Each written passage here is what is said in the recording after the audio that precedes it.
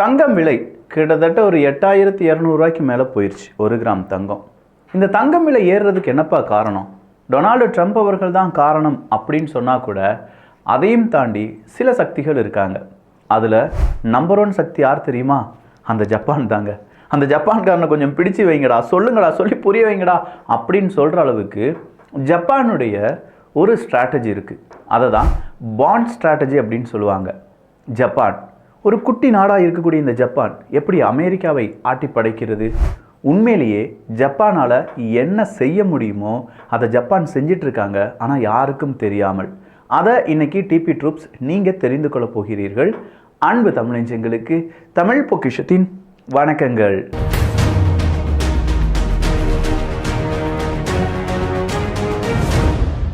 Topic அப்படின்னு சொல்லும்போது அமெரிக்காவினுடைய இந்த பாண்ட் இல்லாட்டி அமெரிக்காவினுடைய கடன் இருக்குது பார்த்தீங்களா? அமெரிக்காவுக்கு பெருசாக கடன் வரும்போது என்ன செய்வாங்க? அவங்களுடைய கடன் பத்திரம் அப்படிங்கிறத வெளியிடுவார்கள். எப்பா, எனக்கு ஒரு 10 லட்ச ரூபா தேவைப்படுது, ஒரு பத்திரம் நான் ரெடி பண்ணியிருக்கேன், அந்த பத்திரத்தை நீ வச்சுட்டு எனக்கு ஒரு 10 லட்ச ரூபா தா. இதுதான் கடன் பத்திரம். ஸோ கடன் இல்லாட்டி 10 லட்ச ரூபாய் இருக்கக்கூடிய ஒரு நபர் என்ன செய்வாங்க? அமெரிக்காவே கடன் பத்திரத்தை விற்கிதுப்பா, 10 லட்சம் ரூபாயை கொடுத்துட்டு அந்த கடன் பத்திரத்தை வாங்கிடுவாங்க. இப்படி இந்த கடன் பத்திரத்தை ஒரு நாடோ ஒரு நபரோ வாங்குறதுனால என்ன நன்மை நடக்க போகுது அப்படின்னு கேட்டிங்கன்னா, ஒன்று, அமெரிக்காவினுடைய அந்த தேவை 10 லட்ச ரூபாய் அப்படிங்கிறது அங்கே பூர்த்தி செய்யப்படும். இன்னொன்று, அந்த 10 லட்ச ரூபாய் கொடுத்த ஒரு மனிதர் இல்லாட்டி ஒரு நாடு இருக்குது பார்த்தீங்களா, அவங்களுக்கு கொஞ்சம் வட்டியும் சேர்த்து தருவாங்க.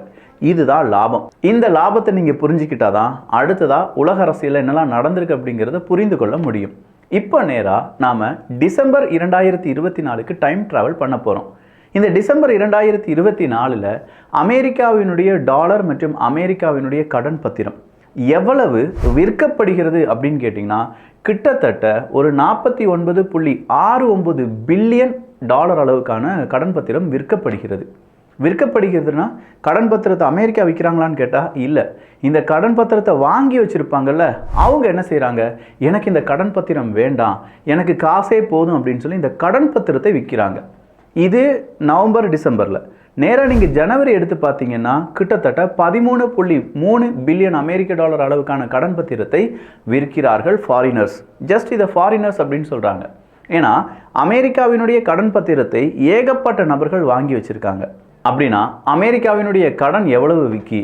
அந்த கேள்விக்கான பதில் 36 ட்ரில்லியன் அமெரிக்க டாலர். இந்த 36 ட்ரில்லியன் அமெரிக்க டாலர் கடன் வாங்கியிருக்கக்கூடிய அமெரிக்கா ஒரு வல்லரசாக இருக்கிறது என்றால், இந்த 36 ட்ரில்லியனை யாரோ ஒரு நபரோ ஒரு நாடோ சில நாடுகளோ அமெரிக்காவுக்கு கடன் கொடுத்துருக்கணும்ல. கடன் வாங்கியிருக்காங்க அமெரிக்கானா ஒருத்தன் கடன் கொடுத்துருக்கணும்ல. அந்த கடன் கொடுத்தவர்களுடைய லிஸ்ட்டை நம்ம எடுத்து பார்க்கும்போது அதில் ஒரு நாடு இருக்கும், அதுதான் ஜப்பான். கிட்டத்தட்ட அமெரிக்க கடனில் ஒரு 13-15% கொடுத்தது யார் அப்படின்னு கேட்டால் ஜப்பான் தான். ஜப்பான் அமெரிக்காவினுடைய கடன் பத்திரம் ஒரு 1.09 ட்ரில்லியன் அமெரிக்க டாலருக்கு வாங்கி அவங்க நாட்டுக்குள்ளே வச்சுருக்காங்க. ஸோ அமெரிக்காவுக்கு கடன் கொடுத்ததில் 15% யாருடைய பொறுப்பு? ஜப்பானுடைய பொறுப்பு. இப்போ நேராக டொனால்டு ட்ரம்ப் அவர்கள் களத்துக்கு வராரு. களத்துக்கு வந்தவர் என்ன சொல்கிறாரு? நான் உங்களுக்கு எதிராக பல நாடுகளுக்கு எதிராக டாரிஃப் அப்படிங்கிறத அதிகப்படுத்த போகிறேன். சில நாடுகளுக்கு எக்ஸ்போர்ட் அப்படிங்கிறது இல்லை, சில நாடுகள் இம்போர்ட் அப்படிங்கிறது, அவங்க நாட்டிலேருந்து இம்போர்ட் அப்படிங்கிறது இல்லை, சில நாடுகள் கூட எனக்கு வாய்க்கா தகராறு அப்படின்னு சொல்லி அவர் நிறைய சண்டை சச்சரவை உருவாக்குறாரு. அமெரிக்கர்களுக்கு தான் முன்னுரிமை, மீதம் இருக்கும் எல்லாருக்குமே அடுத்த கட்டம் தான். யாருமே அமெரிக்காவை ஏமாற்றக்கூடாது, யாரும் அமெரிக்காவை யூஸ் பண்ணக்கூடாது இப்படின்னு சொல்கிற பல ப்ராஜெக்டுகளை அமெரிக்காவினுடைய அதிபராக பதவியேற்ற டொனால்டு ட்ரம்ப் அவர்கள் சொல்லும்போது இதை ஓரமாக வெறிச்சு பார்த்துட்டு இருந்தாங்க ஜப்பான். இதற்கு காரணம் இருக்குது. ஜப்பானுக்கும் அமெரிக்கா சிக்கலை தரும் அப்படிங்கிறது ஜப்பானுக்கு நல்லாவே தெரியும். ஆனால் என்ன, ஜப்பானியர்கள் உழைப்பாளிகள். இந்த உழைப்பாளிகள் என்ன செய்வாங்க? நார்மலாக நம்ம வீட்டில் ஒரு உழைப்பாளி இருந்தார்னா அவர் என்ன செய்வார்? அவர் சம்பாதிக்கிற பணத்தில் ஏகப்பட்ட பணத்தை சேவிங்ஸாக வச்சுருப்பார். இது ஜப்பான் நாட்டில் எப்போதுமே இருக்கக்கூடிய ஒரு சைக்காலஜி. அவங்க என்ன ஆனாலும் சரி, அவங்க நாட்டுக்கு, அவங்க வீட்டுக்கு, அவங்க குடும்பத்துக்கு தேவையான சேவிங்ஸ் அப்படிங்கிறத வச்சுருப்பாங்க. ஸோ ஜப்பானுடைய சேவிங்ஸ் அப்படிங்கிறது ஒரு என்டையர் ஸ்ட்ராட்டஜி. அவங்களுடைய கடைசி காலத்தில் இல்லாட்டி அவங்களுக்கு இக்கட்டான நிலைமை வரும்போது அந்த சேவிங்ஸ் கை கொடுக்கும் அப்படிங்கிறத ஜப்பான் உறுதியாக நம்புகிறாங்க. ஜப்பான் அவங்களுடைய ஜிடிபி எடுத்து பார்க்கும்போது எவ்வளவு கடன் வாங்கியிருப்பாங்க? தோராயமாக ஒரு 102%, ஒரு 110%, இல்லைங்க கிட்டத்தட்ட ஒரு 200%க்கு மேலே கடன் வாங்கி வச்சுருக்காங்க. ஏகப்பட்ட கடனும் வாங்கி வச்சுருக்காங்க.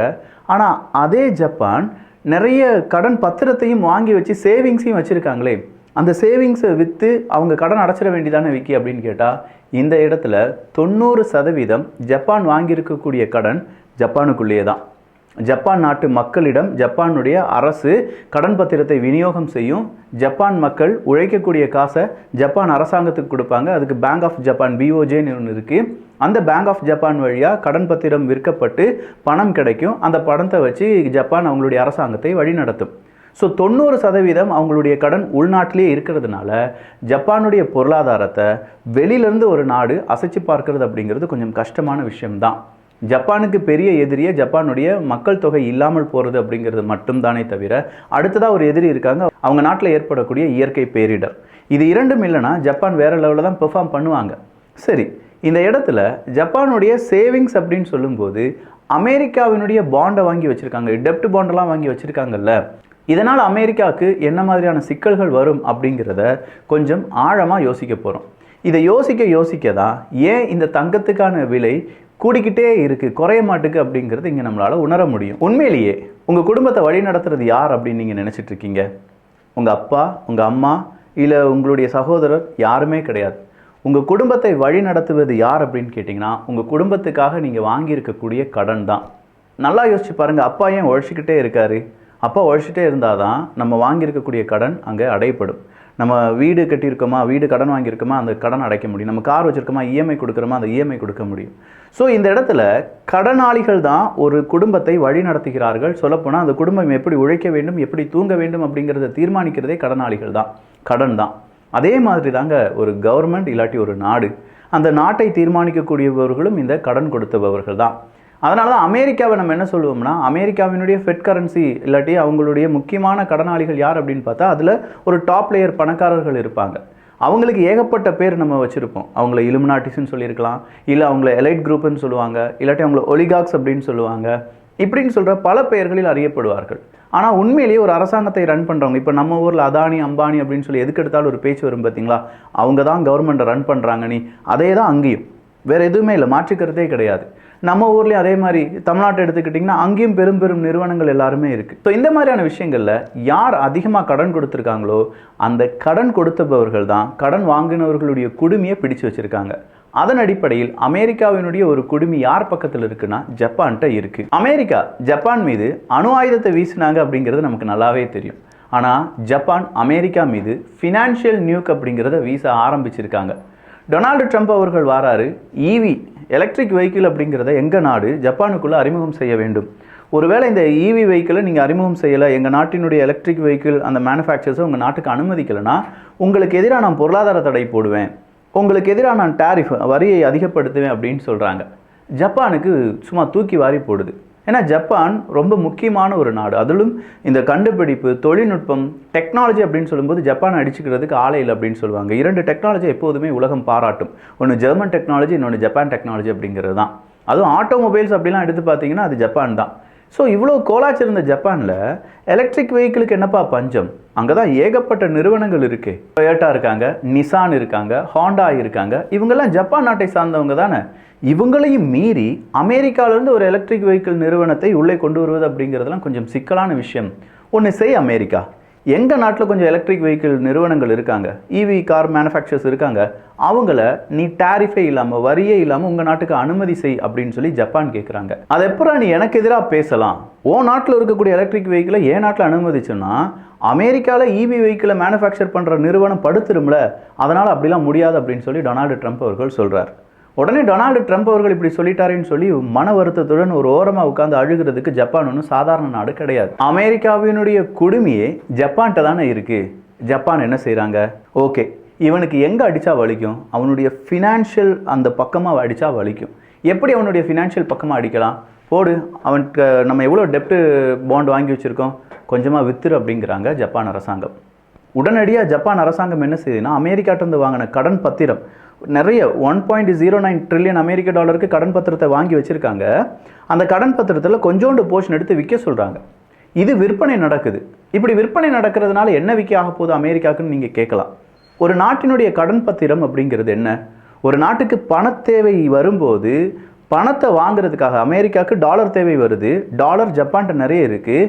ஒரு 10 லட்சம் ரூபாய்க்கு கடன் பத்திரம் அப்படின்னு சொல்லி ஒரு பேப்பரை கொடுத்து அமெரிக்கா இந்த பேப்பருக்கு எப்போதுமே கடமைப்பட்டிருக்கிறது, இந்த பேப்பரை நீ எப்போ கொடுத்தாலும் நான் உனக்கு 10 லட்ச ரூபாய் தந்துடுறேன், ஸோ இந்த பேப்பரை வாங்கிட்டு நீ எனக்கு இப்போ 10 லட்ச ரூபாய் தா அப்படின்னு சொல்லி 10 லட்ச ரூபாய் வாங்கி உள்ள வச்சுக்கிறாங்க. இப்போ 1.09 ட்ரில்லியன் அமெரிக்க டாலருக்கு கடன் பத்திரத்தை வெறும் பேப்பராக அடுக்கி வச்சுட்டு இருக்கக்கூடிய ஜப்பான் என்ன செய்கிறாங்க, ஒரு பேப்பர் அவங்களுடைய ட்ரெஷர்லேருந்து எடுத்து அமெரிக்காட்டே திரும்ப கொடுக்குறாங்க. எனக்கு 10 லட்ச ரூபாய் தாயா, எனக்கு பணம் போதும் அப்படின்னு சொல்லி கேட்குறாங்க. அமெரிக்கா இதை கொடுக்காமல் இருக்க முடியுமா? இல்லை.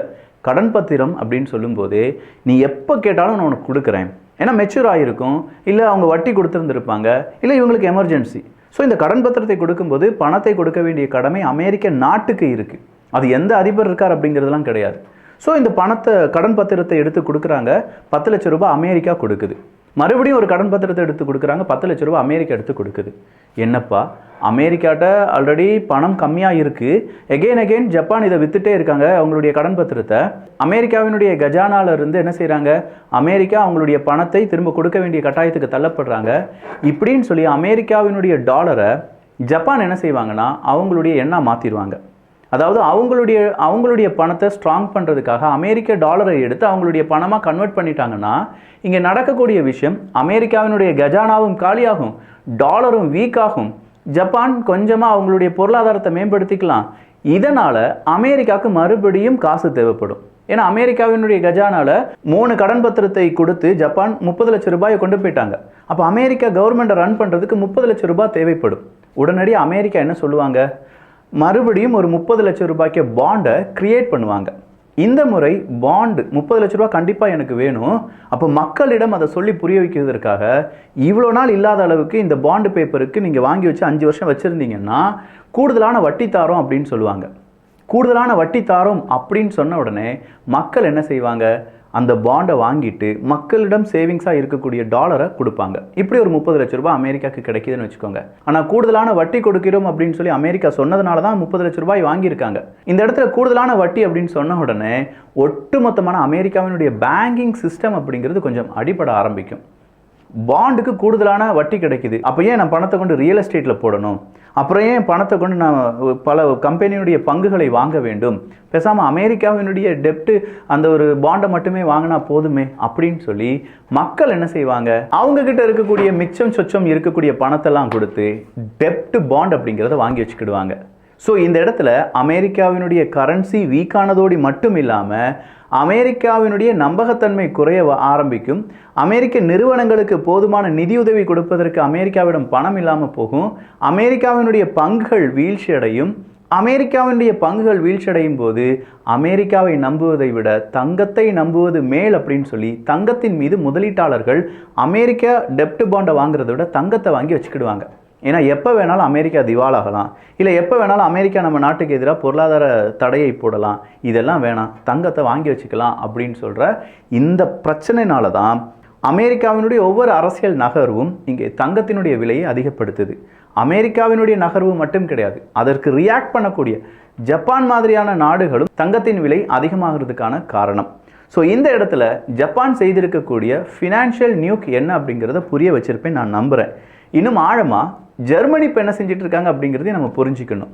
உங்களுக்கு அதை பற்றி தெரியணுமா, மேலும் விவரங்கள் தெரிந்து கொள்ள வேண்டும் என்றால் கீழே தமிழ் பொக்ஷன்ப்பா நல்லா இருந்துச்சுடா, இவ்வளோ நல்ல ஒரு டாப்பிக்கா அப்படின்னு சொல்லி கொஞ்சம் பாராட்டினாலும், எனக்கு புரியலை விக்கி இன்னும் கொஞ்சம் டீப்பாக சொல்லு அப்படின்னு சொல்லி நீங்கள் உங்களுடைய விமர்சனத்தை வைத்தாலும் கவலை இல்லை. ஆனால் எதையாவது ஒன்று சொல்லிடுங்க.